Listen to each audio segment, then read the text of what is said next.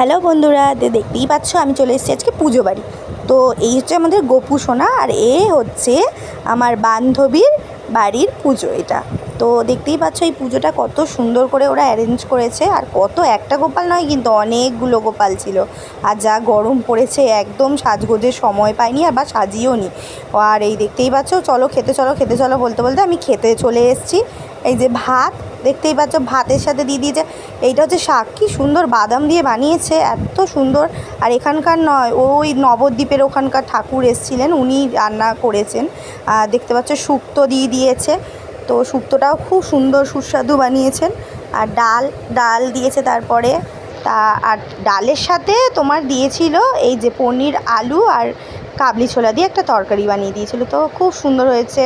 আর এটা হচ্ছে ধোকা, তোমরা দেখতেই পাচ্ছ ধোকার একটা করে পিস দিয়েছিল আমাদেরকে প্রত্যেককে। আর এটা হচ্ছে আলু দিয়ে একটা কি, এটা আমি ঠিক বলতে পারবো না কি, কিন্তু কি সুন্দর খেতে লাগছিলো, খুব ভালো হয়েছে। আর তারপর তো মিষ্টি হ্যানা ত্যানা দিয়েই যাচ্ছে ওরা।